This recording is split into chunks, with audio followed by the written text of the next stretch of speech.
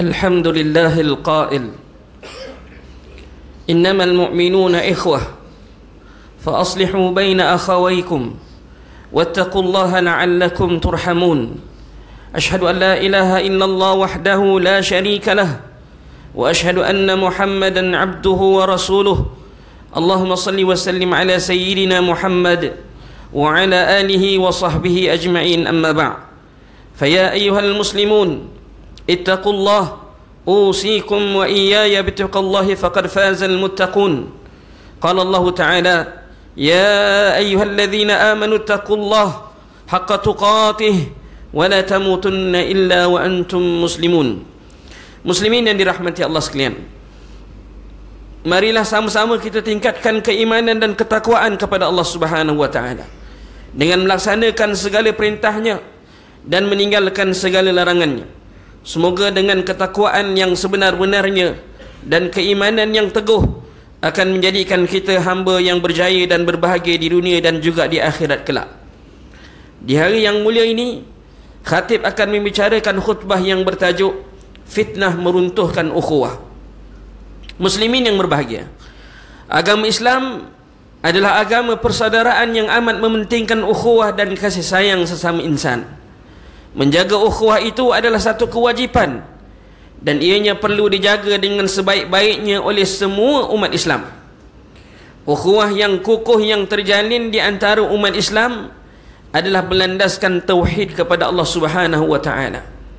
Firman Allah Subhanahu wa taala dalam surah Al-Hujurat ayat 10 seperti mana yang telah dibacakan pada mukaddimah khutbah tadi, yang bermaksud sebenarnya orang-orang yang beriman itu adalah bersaudara, maka damaikanlah di antara dua saudara kamu, iaitu yang bertelingkah itu, dan bertakwalah kepada Allah supaya kamu beroleh rahmah. Bagi menjaga ukhuwah, agama yang mulia ini mengajar umatnya untuk sentiasa menjaga diri daripada menyakiti orang lain, sama ada dengan lisan ataupun dengan perbuatan. Dalam sebuah hadis daripada Anas bin Malik radhiyallahu anhu bahawa Rasulullah sallallahu alaihi wasallam bersabda, "La tabaghadu wa la tahasadu wa la tadabaru wa kunu ibadallahi ikhwana wa la yahillu li muslimin an yahjura akhahu fawqa 3 ayyam." Janganlah kamu saling membenci, janganlah kamu saling berdengki, janganlah kamu saling bermusuhan, dan jadilah kamu hamba-hamba Allah yang bersaudara. Dan tidak boleh bagi seorang muslim meninggalkan, iaitu tidak bertegur siapa saudaranya lebih daripada 3 hari. Hadis riwayat Bukhari. Hadirin tetamu Allah yang berbahagia, punca utama yang boleh mengakibatkan runtuhnya ukhuwah Islamiyah adalah kesan daripada perbuatan fitnah. Fitnah itu sendiri merupakan satu tuduhan yang dibuat-buat untuk memburuk-burukkan seseorang. Perbuatan ini adalah salah satu daripada dosa-dosa besar dalam Islam dan akan diazab pelakunya dengan azab seksa yang amat pedih. Fitnah juga boleh dikategorikan sebagai salah satu daripada kesalahan jenayah. Kanun kesiasaan telah memperuntukkan fitnah sebagai satu kesalahan jenayah yang pelakunya boleh didenda dan dipenjara jika sabit kesalahan. Perbuatan fitnah ini sengaja dibuat atas dasar memenuhi agenda peribadi individu maupun satu-satu kumpulan. Ia bermula daripada hati yang kotor yang dipenuhi dengan sifat-sifat yang mazmumah, ditambah pula dengan pengaruh bisikan syaitan. Dengan itu terhasillah satu perbuatan yang amat dibenci dalam Islam. Apabila diri menjadi jauh daripada Allah Subhanahu wa taala, akan wujudlah perasaan hasad, dengki dan tidak senang dengan kejayaan orang lain, sehingga melahirkan perbuatan fitnah. Seorang yang membuat fitnah biasanya akan berasa senang hati dan menjadi satu kejayaan bagi dirinya apabila orang yang difitnah itu dilihat jatuh terduduk dan hidup dan dalam kegagalan. Di zaman moden ini, fitnah terlalu mudah dan cepat untuk disebarkan. Jikalau dahulu suatu berita agak lambat untuk menjadi buah mulut, agak lambat menjadi buah mulut masyarakat, kini tidak dapat disangkal lagi. Segalanya semudah hanya di hujung jari sahaja. Kemunculan pelbagai bentuk media sosial seperti secara digital berasaskan media sosial seperti Facebook, WhatsApp, Instagram, Telegram, TikTok dan sebagainya telah memberikan banyak manfaat kepada masyarakat. Namun di sisi yang berbeza, media-media sosial itu telah disalahgunakan sehingga menjadi medium untuk menyebarkan fitnah. Ketika kita berinteraksi di media-media sosial, kita perlulah ingat bahawa kita telah mendedahkan diri kepada sebuah dunia yang terbuka dan tanpa sepadan.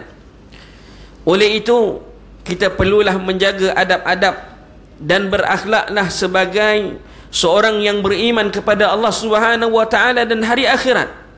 Sentiasalah berhati-hati dan menjaga diri daripada membuat dan menyebarkan fitnah.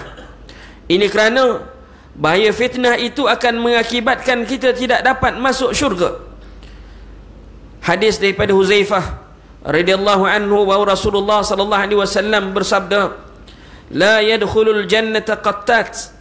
Tidak akan masuk syurga orang yang suka menyebarkan fitnah di antara manusia. Hadis riwayat Bukhari. Muslimin yang dirahmati Allah Subhanahu wa taala, perlu diingat bahawa membuat dan menyebarkan fitnah itu mengundang kepada perpecahan dan dapat meruntuhkan ukhuwah. Kejinya perbuatan fitnah ini kerana ia menjadi punca kepada timbulnya salah faham, pertengkaran, pergaduhan sehingga menyebabkan suami isteri bercerai-berai, hubungan adik-beradik dan saudara-mara menjadi renggang, rakan bermusuhan, kehidupan masyarakat menjadi tidak tenteram dan seumpamanya. Semuanya dapat dibuat hanya dengan satu pengkhabaran yang direka-reka sahaja. Lihatlah bagaimana hubungan suami isteri yang telah dijaga dengan baik dan hidup dalam keadaan yang harmoni dapat diruntuhkan hanya dengan satu fitnah sahaja.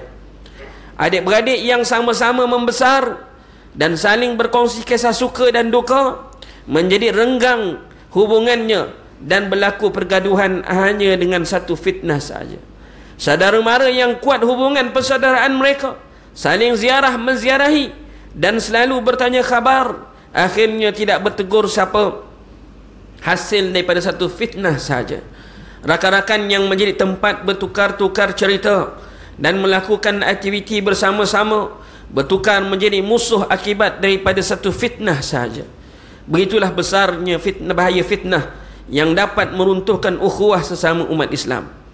Ayuh, marilah kita semua mendidik diri kita sendiri, keluarga kita dan umat Islam seluruhnya dengan saling menasihati dan tegur-menegur terhadap perbuatan yang dapat meruntuhkan ukhuwah ini, iaitu membuat dan menyebarkan fitnah.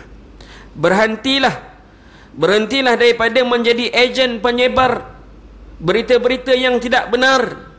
Apa yang paling penting, sekiranya kita mendapat satu khabar berita tentang seseorang, janganlah terus mempercayainya. Selidikilah dahulu agar kita tidak menyesal di kemudian hari. Firman Allah Subhanahu wa taala dalam surah Al-Hujurat ayat yang ke-6,